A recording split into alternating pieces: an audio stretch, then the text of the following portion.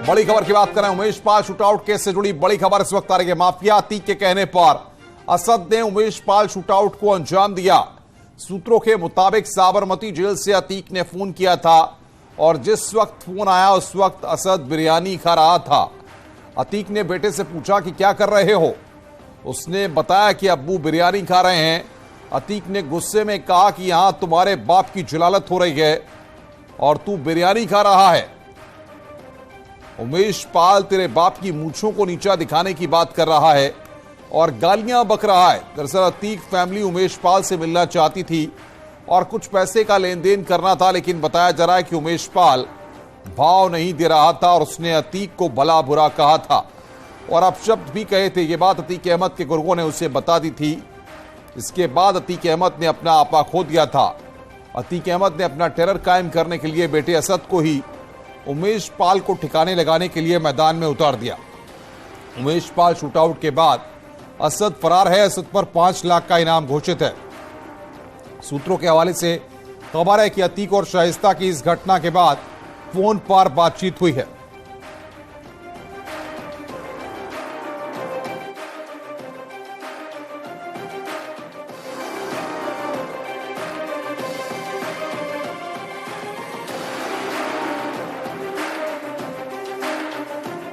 बातचीत करने के लिए इस खबर पर हमारे संवाददाता सर्वेश दुबे हमारे साथ जुड़ रहे हैं। सर्वेश, अतीक ने बेटे को फोन किया, उस वक्त वो बिरयानी खा रहा था। ये सारी चीजें कहीं ना कहीं ये बताती हैं कि अतीक ने प्लान दिमाग में बना लिया था कि उमेश पाल को रास्ते से हटाना है।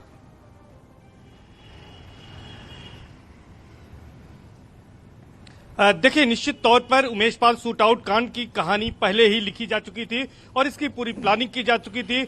उमेश पाल को उस रास्ते से हटाने के लिए अतीक अहमद के पास कोई दूसरा चारा नहीं था, क्योंकि उसका बड़ा बेटा मोहम्मद उमर लखनऊ जेल में और दूसरा बेटा अली अहमद प्रयागराज के नैनी सेंट्रल जेल में बंद था, जबकि भाई अशरफ, जो कि उसके इशारे पर कुछ भी करने को तैयार रहता था, वो बरेली जेल में बंद था।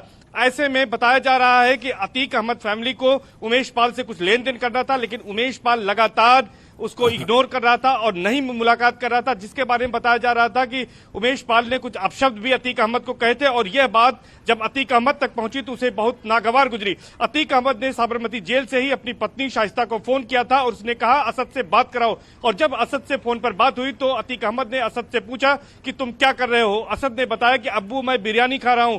गुस्से में लाल पीला होते हुए अतीक अहमद ने कहा कि तुम्हारे बाप की जलालत हो रही है।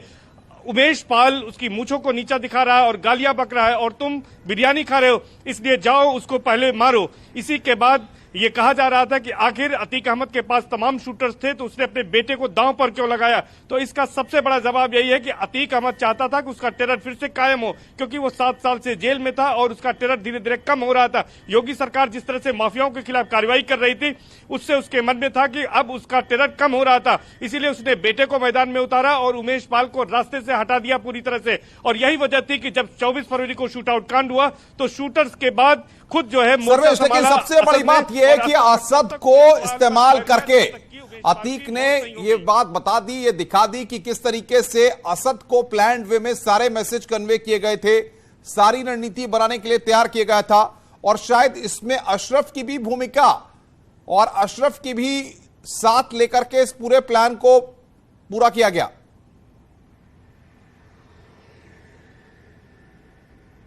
देखिए, निश्चित तौर पर उमेश पाल शूटआउट का जो प्लान बना था उसके पहले शूटर्स जाकर बरेली जेल में भी मिले थे और अशरफ का भी यहां पर सिग्नल मिला था तमाम शूटर्स को और ये रणनीति पूरी तरह से तैयार हुई थी। बताया जाता है कि शाइस्ता के घर में जब बैठकें होती थी और फोन के जरिए अशरफ और अतीक जुड़ते थे तो वहां पर आईफोन के जरिए कॉल होती थी और तमाम लोग बैठते थे, बातचीत करते थे, तमाम शूटर शामिल होते थे और खुद शाइस्ता परवीन इसको लीड कर रही थी और उन्होंने इसीलिए तमाम शूटर्स को फोन मुहैया कराए, सिम मुहैया कराए और इसके साथ साथ पैसे भी मुहैया कराए थे। और आपको बता दें कि इस शूटआउट कांड के बाद भी अतीक अहमद और शाइस्ता परवीन की फोन पर एक दूसरे से बातचीत हुई थी।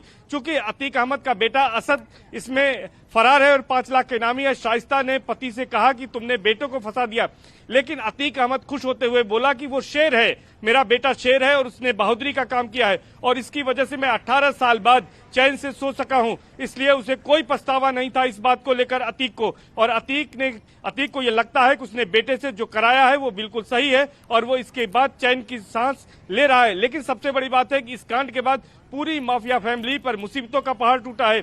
जेल में या तो सदस्य हैं परिवार के या फिर फरार हैं, लेकिन इसके बावजूद सवाल यह है सर्वेश कि जिस तरीके से तो इस तरह 18 साल बाद चैन से सोया हूं, क्या यह मान लिया जाए कि अतीक अहमद जेल की सलाखों के पीछे लगातार इस तरह के प्लान बनाने की कोशिशें कर रहा था जिसमें वो कामयाब नहीं हो पा रहा था, और असद को आगे करके जिस तरीके से उसने उमेश पाल को निपटाया, ये प्लानिंग कई सालों की थी, काफी वक्त से कर रहा था, जिसका पूरे होने के बाद ही उसका यह स्टेटमेंट आया कि उसका बेटा शेर है?